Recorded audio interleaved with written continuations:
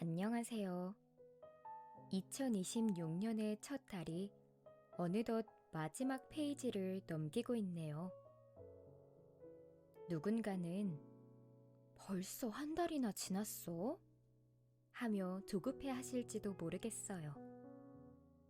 야심차게 세웠던 계획표는 어디론가 사라지고 작심삼일의 흔적만 남은 채 나만 제자리 걸음인 건 아닐까 하는 현타가 찾아오기 딱 좋은 시기죠. 하지만 1월은 새해의 예고편 같은 시간이라고 생각합니다. 새로운 환경에 적응하고 내가 진짜 원하는 게 뭔지 더듬어 보는 연습의 달이죠. 그러니 1월 한 달이 조금 어수선했더라도 괜찮습니다. 정신이 없다는 이유로 내 마음의 중심이 잠시 비워져 있었다면 이제 그 빈 공간을 자책 대신 나보다 나를 더 잘 아시는 분의 선한 인도하심에 맡겨보면 어떨까요? 우리는 늘 내 힘으로 모든 걸 해내야 한다는 무게감에 짓눌려 살곤 합니다. 하지만 내 계획이 어긋난 그 자리에서 비로소 새로운 길이 열리기도 하거든요. 1월 한 달이 조금 어수선했더라도 괜찮습니다. 그건 실패가 아니라 나에게 가장 알맞은 속도를 찾아가는 과정일 뿐이니까요. 이제 턱끝까지 차오른 숨을 크게 내뱉어 보세요. 내 의지보다 더 큰 사랑이 나를 붙들고 있음을 신뢰하며 1월의 마지막 자락에서 잠시 영혼의 안식을 찾는 시간을 가지면 좋겠습니다.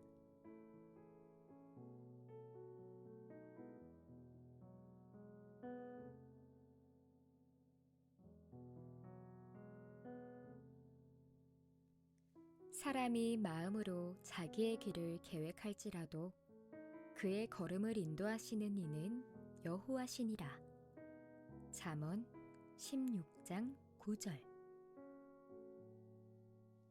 이 말씀을 묵상하다 보니 제 책상 서랍 속에 잠들어 있는 수많은 다이어리들이 떠올라 웃음이 났습니다.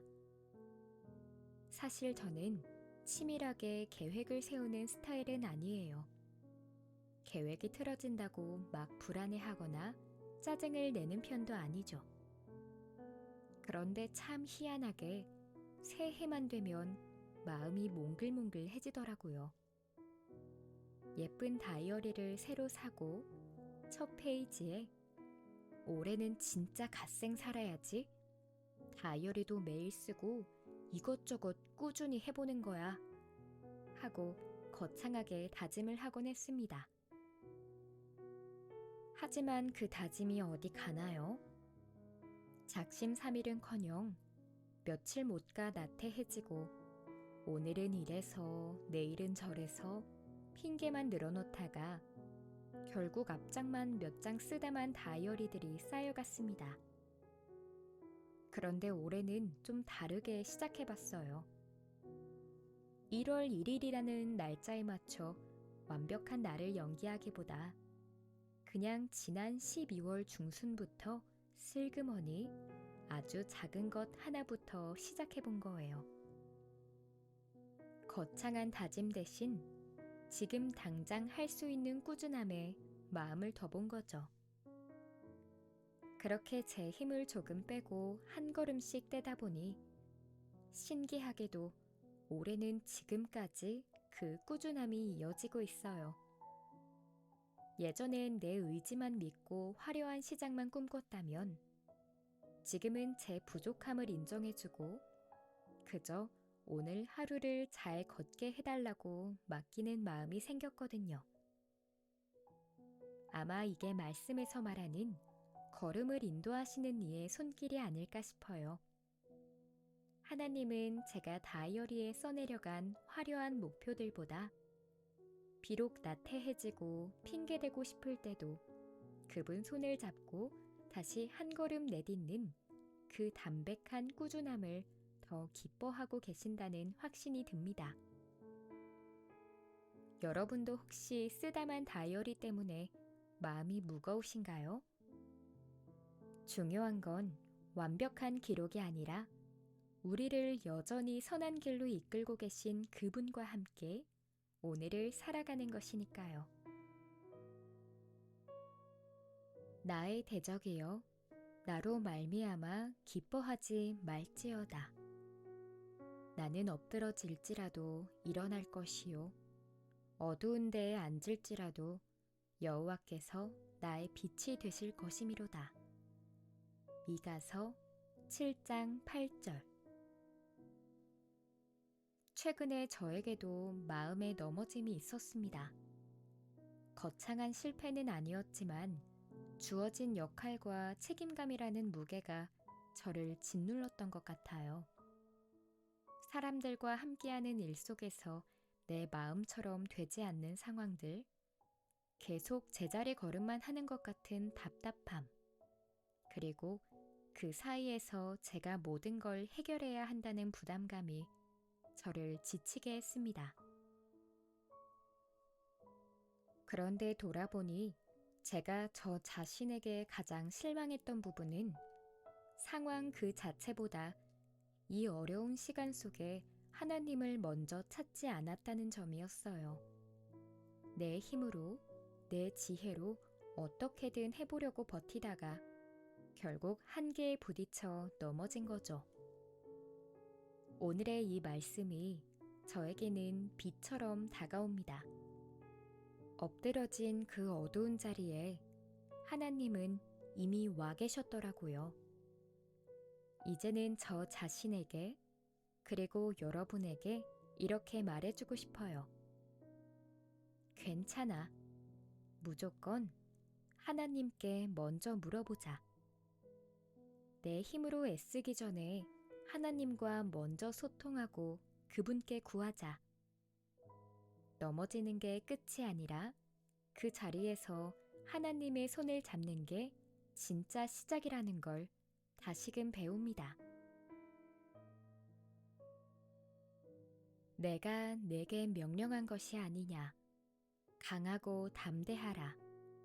두려워하지 말며 놀라지 말라. 내가 어디로 가든지 내 하나님 여호와가 너와 함께 하느니라 하시니라.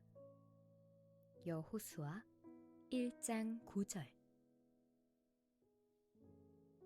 사실 저는 요즘 참 많이 두렵습니다. 하던 일을 그만두고 선교를 다녀온 뒤 이제 다시 새로운 시작 앞에 서 있거든요. 어떤 곳에서 무슨 일을 하게 될지 한치 앞도 내다볼 수 없는 제 미래가 너무 막막하게만 느껴집니다. 퇴근길에 문득 그런 생각이 들더라고요. 나도 남들처럼 누가 무슨 일 하냐고 물으면 당당하게 말할 수 있는 직장에 있었으면 좋겠다. 언제쯤 나는 정착할 수 있을까? 언제 돈을 모아서 내가 꿈꾸는 가정을 이룰 수 있을까? 그런 생각들에 꼬리에 꼬리를 물다 보니 제 자신이 한없이 작아 보였습니다. 새로운 환경에 다시 적응하고 사람들을 마주해야 한다는 게 커다란 파도처럼 두렵게 다가왔어요. 그런데 그런 저에게 하나님은 말씀하세요. 두려워하지 말라. 내가 너와 함께 한다. 곰곰이 생각해보니 하나님은 저를 한 번도 바닥으로 내몰지 않으셨더라고요. 세상이 말하는 번듯한 자리가 아닐지라도 제가 감당할 수 있는 기회들을 늘 허락해 주셨습니다. 그래서 이제는 두려움 너머를 보려 합니다. 하나님이 이번에는 나를 어디로 부르실까? 하는 기분 좋은 기대를 품어보려 해요. 제가 어디로 가든 그곳이 어디든 하나님이 함께 하신다는 그 사실 하나가 저를 다시 담대하게 만듭니다.